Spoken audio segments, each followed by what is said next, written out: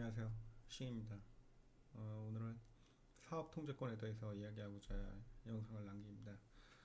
어, 제가 에어챗 공기청정기를 만들면서 사업 통제권을 더욱더 중요하다고 느끼게 됐는데, 그 이유는 시장 사업 비즈니스 하다 보니까 결국에는 우리가 뭐 1년하고 말게 아니잖아요. 모든 비즈니스가.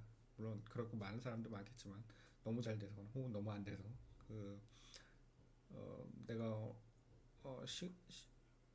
비즈니스를 진행하다 보면은 저 시장 환경이 계속 변합니다. 이건 외부 환경이잖아요. 그럼 여기에 맞춰서 비즈니스를 어떻게 변경하거나 조정하거나 뭐 여러 가지 약간 미세 조정을 해야 되는 상황들이 혹은 크게 조정해야 되는 상황들이 계속 발생하는데,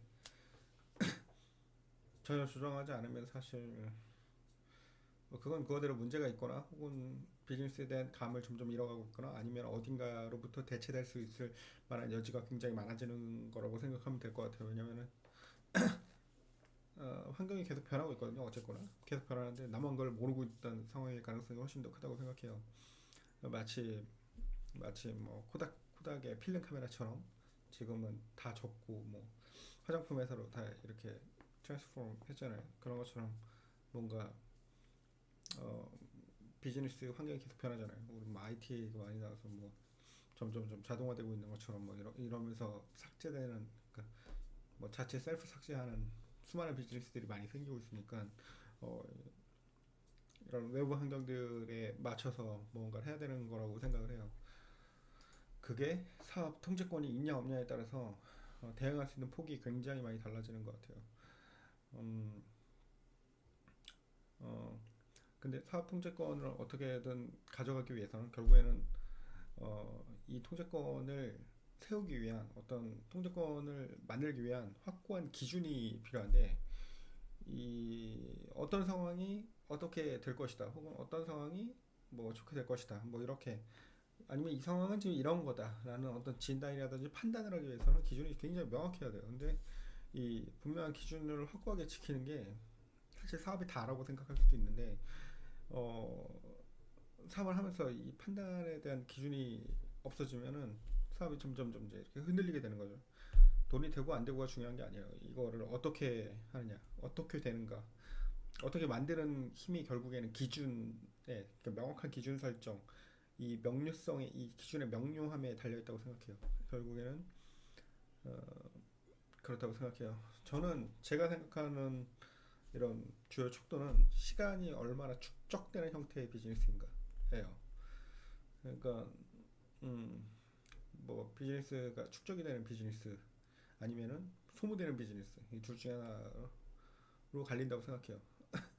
돈의 축적만이 아니라 회사 전체적인 뭐 실력 향상이 소모가 된다던가, 그것도 시간의 축적 방법 중 하나라고 생각해요. 네.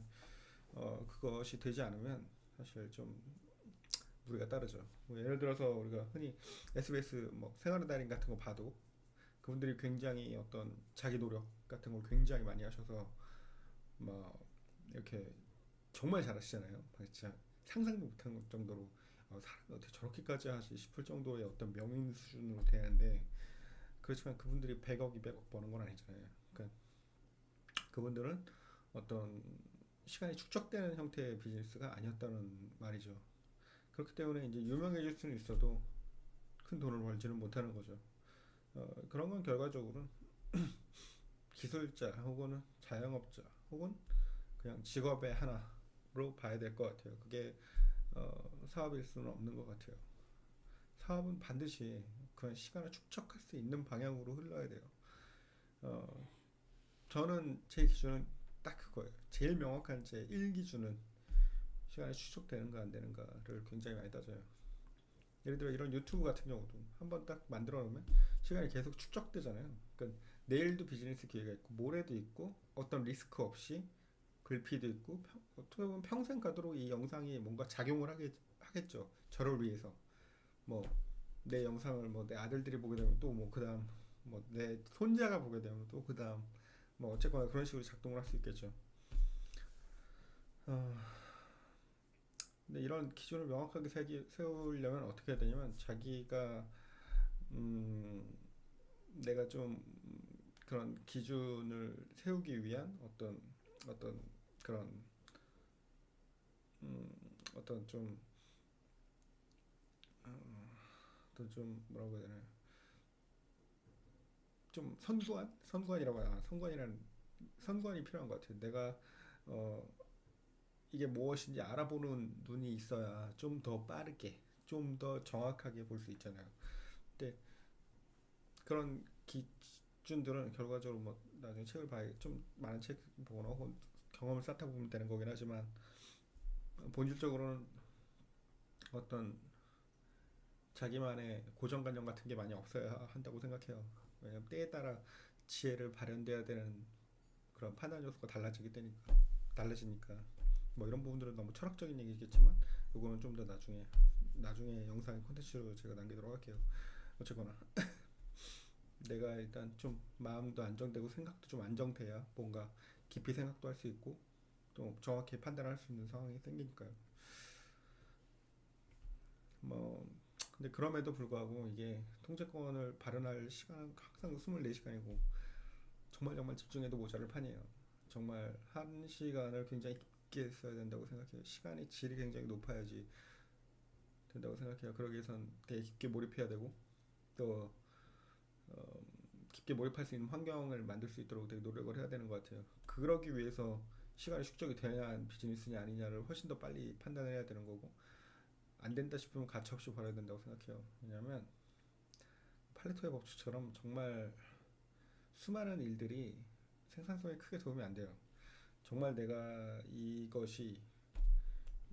지금 하는 일이 얼마큼의 생산성에 도움이 되는가에 대한 거를 고민을 해봐야 될 것 같아요. 하는 게 좋아요.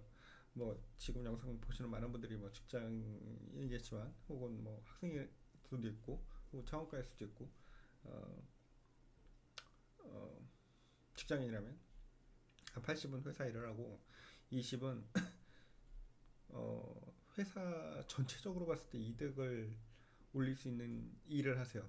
그러니까 예를 들면 내가 뭐 개발자다. 그럼 80%는 그냥 회사에서 주어진 코딩 같은 걸 하고 20%는 내가 주어진 R&R에 속하지 않는 어떤 것을 하세요. 그걸로 회사에 기여할 수 있는 거를 하세요. 이해가세요? 뭐 예를 들면 내가 개발자니까 뭐 이 개발 소스를 가지고 어디랑 조인할 만한 업체가 있는지 찾아본다던가 그래서 컨택을 한번 해본다던가 뭐 아니면 이 개발 소스를 가지고 한 20% 정도의 시간을 써서 뭐 간략한 페이퍼를 만들어서 어디 유명한 학회에 대해서 회사 이름을 드높이는 형태로 뭐 하던가 이러면 회사에 뭐 홍도 되고 자기 나름대로 어떤 브랜딩도 할 수 있고 두 가지를 같이 할 수가 있잖아요. 뭐 이런 식으로 접근을 해본다던가 어, 여러 가지 기회들이 많을 거예요. 이런 식으로 20%를 쓰면은 뭐 당연히 주변 개발자들하고는 터무니없이 차이가 나는 연봉 수준을 기대할 수 있을 거라고 생각해요. 매년이 아니라 6개월 단위로 달라질 수도 있어요. 정말 자기가 어떻게 협상하냐에 따라서 그런 부분들을 굉장히 많이 생각했으면 좋겠어요. Anyway, 사업도 마찬가지라는 거예요. 쓸데없는 전화, 쓸데없는 일을 다 많이 접을 수 있도록 차단할 수 있도록 했으면 좋겠어요.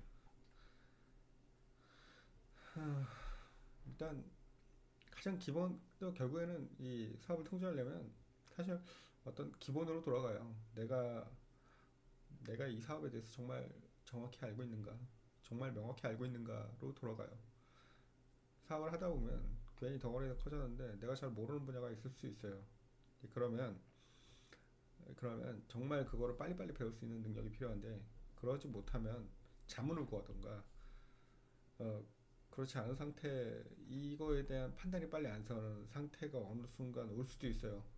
왜냐면 내 기대 이상으로 빨리빨리 뭔가 회사가 성장을 하지 않지만 덩어리가 커지거나 혹은 비즈니스 규모가 너무 커졌거나 이런 상황이 닥칠 수 있어요.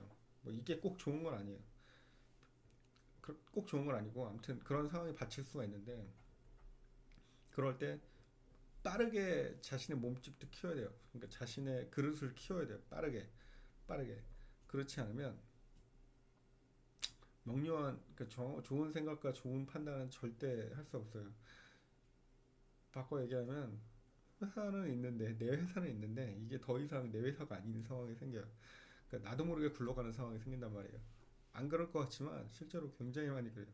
이게 왜 이런 건지에 대한 판단이 잘 안 서는 상황이 생긴단 말이에요.